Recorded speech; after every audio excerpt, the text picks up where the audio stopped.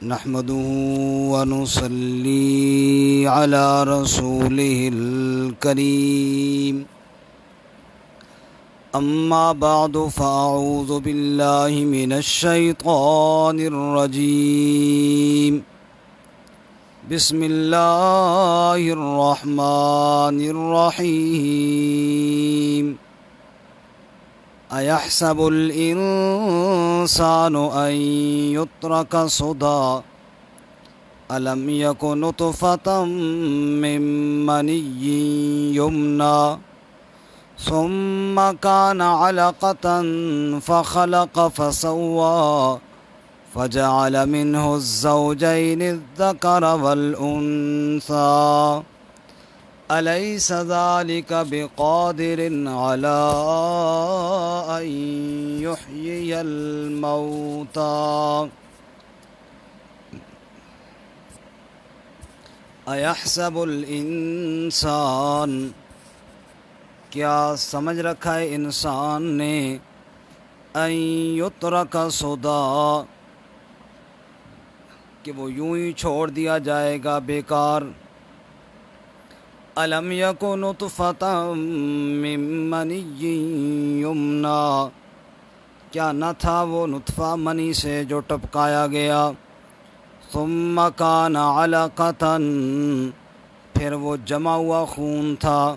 فخلق فسوى پس اللہ نے پیدا فرمایا اور درست کیا فجعل منه الزوجین الذکر والانثى پس بنایا اس سے دو جوڑے مذکر اور مؤنث الیس ذلک بقادر علی ان یحیی الموتى کیا نہیں ہے وہ اللہ قادر اس بات پر کہ وہ زندہ کر لے مردوں کو سبحان ربک رب العزت عما یصفون وسلام علی المرسلین والحمد للہ رب العالمین اللہم صل علی سیدنا ومولانا محمد وعلی آل سیدنا ومولانا محمد وعلی آلہ واصحابہ اجمعین معزز سامعین و ناظرین السلام علیکم ورحمۃ اللہ وبرکاتہ۔ سورۃ القیامہ کا آج یہ آخری درس ہے 10واں۔ اس سے قبل گزشتہ درس میں آپ حضرات نے سنا کہ موت کی تلخیوں اور سختیوں کو بیان فرمانے کے بعد اللہ رب العزت نے انسان کی اس غفلت اور اس سستی کو بیان کیا کہ غفلت میں رہ کر کون سے اعمال کرتا ہے۔ چنانچہ فرمایا فلا صدق ولا صلی، نہ تو اس نے تصدیق کی اور نہ اس نے نماز پڑھی،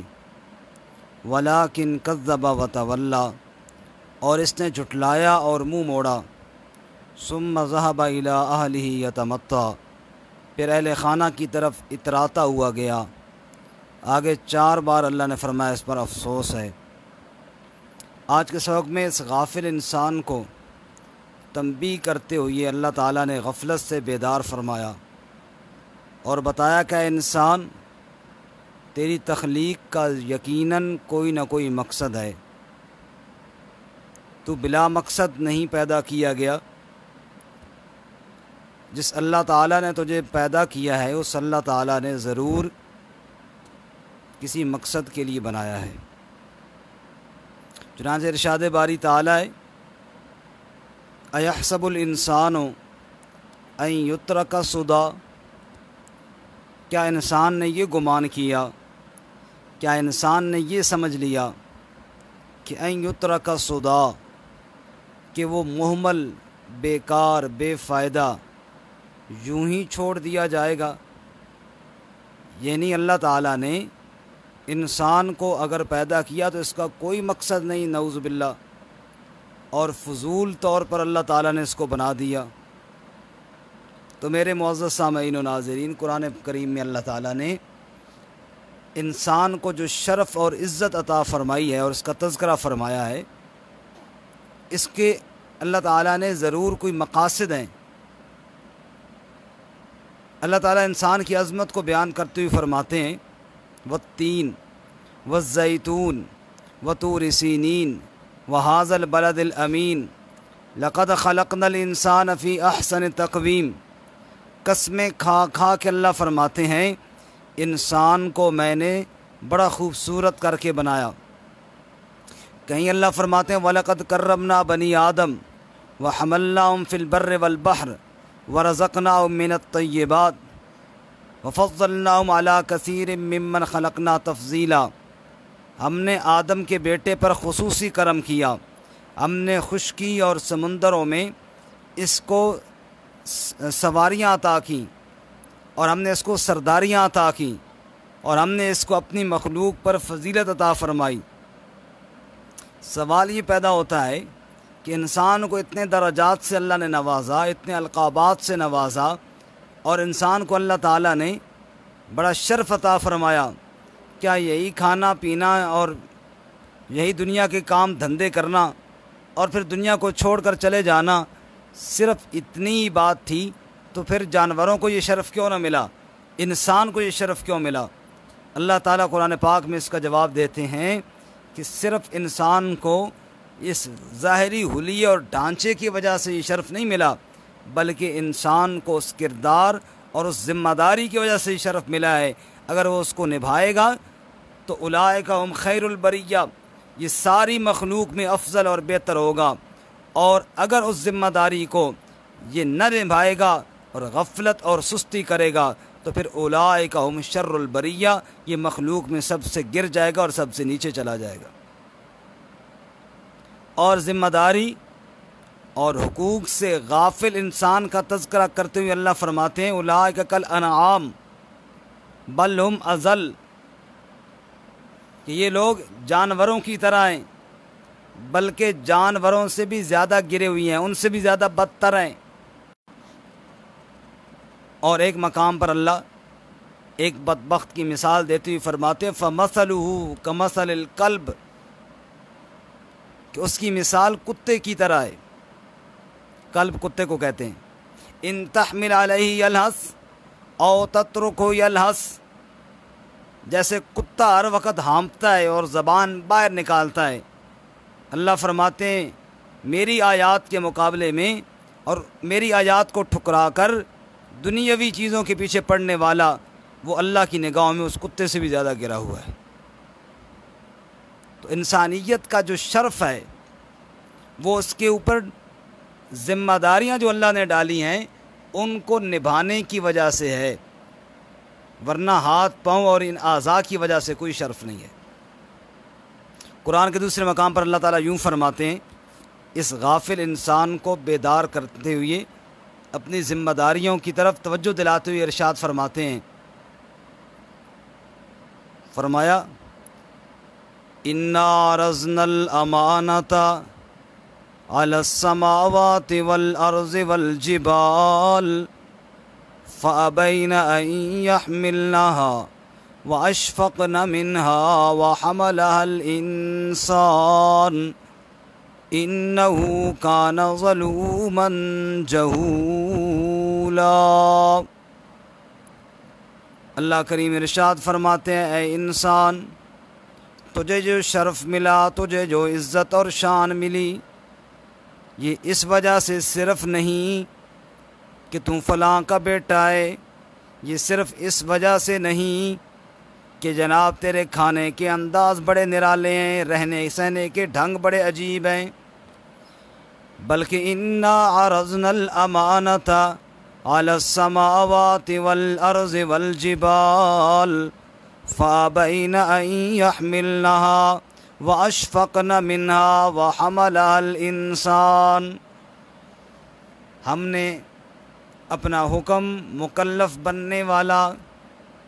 آسمانوں پر پیش کیا اور ان سے کہا اے آسمانوں اور اے زمین اور اے پہاڑ، یا تو تمہارے اوپر احکامات لازم کیے جائیں، ان کو نبھاؤ اور پھر اونچے درجے پاؤ، یا یوں ہی اسی حالت کے اندر تم مجبور محض بن کر رہو اور تمہیں درجے اور شان کوئی نہ ملیں۔ فَأَبَيْنَ أَن يَحْمِلْنَهَا وَأَشْفَقْنَ مِنْهَا، تو وہ ڈر گئے اور معذرت کرنے لگے، یا اللہ تیرے احکامات اور ذمہ داریاں اگر ہمارے کندھوں پہ تو نے ڈال دی تو کون نبھائے گا؟ ایسا نہ ان کے اندر کوتاہی ہو جائے اور کہیں یا اللہ تیری ناراضگی کا باعث نہ بن جائے۔ میرے مالک ہمیں معاف کر، جو جہاں تو نے رکھا ہم وہیں رہیں گے، جہاں کھڑا کیا ہم وہیں رہیں گے۔ ہم تیرے احکامات کے اس بوجھ سے بڑے ڈرتے ہیں، کہیں ایسا نہ اس میں کوئی کوتاہی ہو جائے۔ اللہ فرماتے ہیں وَحَمَلَهَا الْإِنسَانُ، اس بوجھ کو اپنے کندھوں پر انسان نے اٹھایا۔ إِنَّهُ كَانَ ظَلُومًا جَهُولًا، ہے بڑا ظالم اور بڑا جاہل۔ اتنا عظیم بوجھ اس کے کاندھوں پر رکھ دیا گیا ہے، پھر بھی غافل ہے، پتہ ہی اس کو کوئی نہیں، اپنے مقام کو پہچانتا ہی کوئی نہیں ہے۔ وَمَا خَلَقْتُ الْجِنَّ وَالْإِنسَ إِلَّا لِيَعْبُدُونَ، ہم نے تو اس کو اپنی عبادت کے لیے بنایا تھا۔ یہ بوجھ اس کے کندھے پہ ڈال کے ہم نے اسے اشرف المخلوقات بنایا تھا، لیکن یہ سمجھتا کوئی نہیں ہے کہ میرے کندھوں پہ کیا ذمہ داری ہے۔ اور اللہ کریم ایک جگہ یوں انسان کو جھنجھوڑتے ہیں، أَفَحَسِبْتُمْ أَنَّمَا خَلَقْنَاكُمْ عَبَثًا وَأَنَّكُمْ إِلَيْنَا لَا تُرْجَعُونَ، اے انسانوں تم نے کیا سمجھ رکھا ہے، ہم نے تمہیں عبث پیدا کیا، بے فائدہ پیدا کیا، بغیر کسی مقصد کے پیدا کیا۔ وَأَنَّكُمْ إِلَيْنَا لَا تُرْجَعُونَ، تم نے یہ سمجھ رکھا ہے کہ تم ہماری طرف لوٹ کر نہیں آؤ گے، ایسی بات نہیں۔ سنو، فَوَرَبِّكَ لَنَسْأَلَنَّهُمْ أَجْمَعِينَ عَمَّا كَانُوا يَعْمَلُونَ، تیرے رب ہونے کی قسم میرے محبوب، ہم سب سے سوال کریں گے، ہم سب سے پوچھیں گے، جو دنیا میں عمل کرتے رہے، ایک ایک عمل کا ہم ان سے حساب مانگیں گے۔ تو معزز سامعین و ناظرین، انسان کا جو شرف ہے یہ صرف اس وجہ سے نہیں کہ اس کو انسان بنا دیا گیا، یہ ان ذمہ داریوں کی وجہ سے ہے جو اس کے اوپر ڈالی گئی، اور ان کو نبھانے کے بعد یہ شرف اور مقام اس کو ملے گا۔ یہاں پہ اللہ یہی بات گویا کہ انسان کو یاد دلاتے ہوئے سوال کرتے ہیں، أَيَحْسَبُ الْإِنسَانُ أَن يُتْرَكَ سُدًى، انسان نے کیا گمان کیا، اس نے کیا سمجھ لیا کہ اس کو یوں ہی چھوڑ دیا گیا بے فائدہ، اور اس کی تخلیق کا کوئی مقصد نہیں۔ یہ سمجھ رکھا ہے ایسی کوئی بات نہیں، تیری تخلیق کا مقصد ہے، تجھے اللہ تعالیٰ نے ایک مقصد کے لیے پیدا کیا، ذمہ داریاں دے کر تجھے بھیجے اللہ تعالیٰ نے۔ وہ ہمارے ایک استاد فرمایا کرتے تھے کہ اللہ نے فرمایا انسان روزی کا ذمہ میرے ذمہ ہے، وَمَا مِن دَابَّةٍ فِي الْأَرْضِ إِلَّا عَلَى اللَّهِ رِزْقُهَا، یہ میرا کام ہے۔ وَمَا خَلَقْتُ الْجِنَّ وَالْإِنسَ إِلَّا لِيَعْبُدُونَ، تجھے میں نے عبادت کے لیے بنایا ہے، یہ تیرا کام ہے۔ اور جو اللہ تعالیٰ نے کام اپنے ذمہ لیا تھا اس کے لیے ہم اتنے بے چین ہیں اور بے تاب ہیں کہ نہ حلال کی تمیز نہ حرام کی تمیز، اور جو کام ہمارے ذمہ تھا اس کی ہمیں پرواہ کوئی نہیں۔ تو انسان کے اوپر اللہ تعالیٰ نے ذمہ داریاں، حقوق اللہ بھی، حقوق العباد بھی، اور یہی بات ہے رسول اللہ صلی اللہ علیہ وسلم جب اس دنیا سے تشریف لے کر جانے لگے تھے، آپ نے آخری وقت فرمایا الصلاۃ وما ملکت ایمانکم، نماز نماز اور اپنے ماتحتوں کا بھی خیال رکھنا، یعنی حقوق اللہ کا بھی خیال رکھنا اور حقوق العباد کا بھی خیال رکھنا۔ تو اللہ تعالیٰ یہاں پہ سوال کرتے ہیں، تو نے انسان کیا سمجھا کہ تیری تخلیق کا مقصد ہی کوئی نہیں؟ اپنی تخلیق پر تو غور کر، تجھے اللہ تعالیٰ نے کہاں سے بنایا اور کیسے بنایا، اور آج جناب تو اپنے مقصد کو بھولا بیٹھے۔ فرمایا أَلَمْ يَكُن نُطْفَةً مِّن مَّنِيٍّ يُمْنَىٰ، اے تکبر کرنے والے انسان، اے غرور کرنے والے انسان، میری آیات سے روح گردانی کرنے والے انسان، ایک سوال کا جواب دے۔ أَلَمْ يَكُن نُطْفَةً مِّن مَّنِيٍّ يُمْنَىٰ، کیا نطفہ نہ تھا جو ٹپکایا گیا ایک قطرے سے تجھے اللہ نے بنایا، کل تو ایک پانی کا قطرہ تھا، اس کے علاوہ تیرا نام و نشان ہی نہیں تھا۔ اس سے اگلی صورت میں آ رہا ہے انشاءاللہ ہمارے اگلے سبق میں، هل اتى على الانسان حين من الدهر لم يكن شيئا مذكورا، انسان کے اوپر بڑا وقت ایسا گزر گیا یہ قابل ذکر چیز ہی نہ تھا، ایسی چیز ہی نہیں تھا جس کا تذکرہ کیا جاتا۔ اللہ فرماتے ہیں الم یکن نطفۃ من منی یمنی ثم کان علقۃ فخلق فسوی، پھر نطفے کے بعد لوتھڑا بنا، جمع ہوا خون بنا، پھر اللہ نے اس پہ اپنی قدرت اور کاریگری کی، اس کو پیدا کیا، فسوی، پھر اس کو درست بنا دیا اور ٹھیک ٹھاک بنا دیا۔ سورۃ المؤمنون میں اللہ تعالیٰ فرماتے ہیں انسان تو نے غور کیا تجھے کیسے بنایا گیا، ثم جعلناہ نطفۃ فی قرار مکین، اللہ کریم نے ایک بند مقام پر فی ظلمات ثلاث یخلقکم فی بطون امہاتکم خلقا من بعد خلق فی ظلمات ثلاث، تین اندھیروں کے اندر، ماں کے پیٹ کا اندھیرا، رحم کا اندھیرا، جھلی کا اندھیرا، تین اندھیروں کے اندر تیرے اللہ نے تیری صورت اور تصویر اور نقشہ بنانے کا فیصلہ کیا۔ پھر کیا ہوا؟ اللہ کریم فرماتے ہیں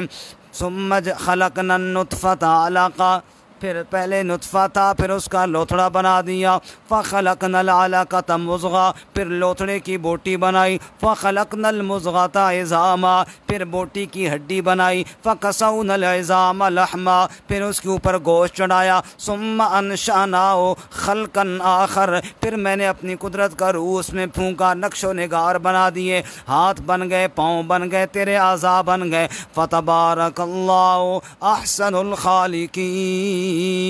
برکت دینے والا تیرا اللہ ہے جس نے ساری کائنات سے بڑھ کر تجھے خوبصورت بنایا ہے۔ اس لیے اللہ تعالیٰ فرماتے ہیں ثم کان علقۃ فخلق فسوی، پھر اللہ نے اس پہ اپنی کاریگری کی اور اس کے نقش و نگار بنائے۔ سورہ آل عمران میں اللہ سوال کرتے ہیں انسان یہ بتا جب تیری صورت بنائی جا رہی تھی کیا کوئی مشورہ دینے والا مشیر تھا؟ فرمایا نانا هو الذی یصورکم فی الارحام کیف یشاء، اللہ کریم نے ماں کی رحم کے اندر جیسے چاہا ویسے تیری صورت کو بنا دیا، فی ای صورت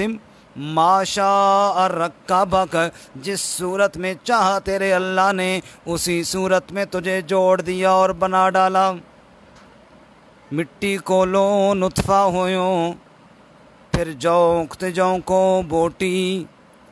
پنجابی کا شاعر کہتا ہے مٹی کو لو نطفہ ہویوں، پھر جونکتے جونکو بوٹی، وقت مقرر وچ شکم مائی دے، تیری صورت بنی جلوٹی، پھر بچہ بنیوں باہر آیوں، بنی پھرے لنگوٹی، پھر شیر جوانا، پھر بڑھڑا ہویوں ٹر نہ سکیں بن سوٹی، دنیا تا عاقب گنوا لئی ساری، رب آخرت نہ کرے کھوٹی۔ کل تو کیا تھا آج کیا ہے، ایک وقت آنے والا ہے پھر تو زیر زمین چلا جائے گا۔ اللہ الذی خلقکم من ضعف ثم جعل من بعد ضعف قوة ثم جعل من بعد قوة ضعفا وشیبا، پہلے چھوٹا سا کمزور سا اللہ نے پیدا کیا، پھر توانا بنایا، پھر بوڑھا اور کمزور اور پھر ختم۔ اللہ فرماتے ہیں پہلے نطفہ تھا پھر لوتھڑا بنایا، پھر اللہ فرماتے ہیں ایسی کاریگری کی فجعل منہ الزوجین الذکر والانثی، پھر اللہ تعالیٰ نے کسی کو مرد بنایا اور کسی کو عورت بنایا۔ یہ کسی کی کاریگری نہیں، یہ کسی کی قدرت نہیں، صرف تیرے اللہ کی قدرت ہے۔ جب یہ سارے کام اللہ نے کر لیے اور تم مانتے ہو کہ اللہ نے کر لیے، تو آخر میں اللہ خلاصہ وہ نکالتے ہیں جو سورت کا موضوع تھا۔ سورت کے شروع میں فرمایا نا لا اقسم بیوم القیامہ، اور فرمایا بلا قادرین علی ان نسوی بنانا، قسم کھا کے فرمایا تھا قیامت قائم ہوگی اور ہم تیرے پور پور پر جوڑنے پر قادر ہیں۔ آخر میں فرمایا الیس ذالک بقادر علی ان یحیی الموتى، جس اللہ نے نطفے سے اشرف المخلوقات انسان کو پیدا کر دیا، کیا وہ اللہ دوبارہ بنانے پر قادر نہیں ہے؟ تو جواب کیا ہے کہ جی یا اللہ بالکل تو قادر ہے، وَنَحْنُ عَلَىٰ ذَلِكَ لَمِنَ الشَّاهِدِينَ، اور ہم اس پر گواہ ہیں کہ بے شک ہمارا اللہ اس پر قادر ہے۔ تو سورت کے ابتدا میں اللہ تعالیٰ نے قیامت کے مضمون کو بیان کیا، تو آخر میں اللہ تعالیٰ نے اسی قیامت کے مضمون پر ختم کرتے ہوئے فرمایا کہ کیا اللہ اس بات پر قادر نہیں کہ اللہ دوبارہ مردوں کو زندہ کر لے۔ اللہ تعالیٰ ہم سب کو قیامت سے پہلے، موت کی تیاری کی توفیق عطا فرمائے۔ جو اہل ایمان دنیا سے رخصت ہوئے، اللہ تعالیٰ سب کو کروٹ کروٹ جنت نصیب فرمائے۔ اللہ تعالیٰ ہم سب کا خاتمہ بھی ایمان پر فرمائے۔ وآخر دعوانا ان الحمد للہ رب العالمین۔ السلام علیکم ورحمۃ اللہ وبرکاتہ۔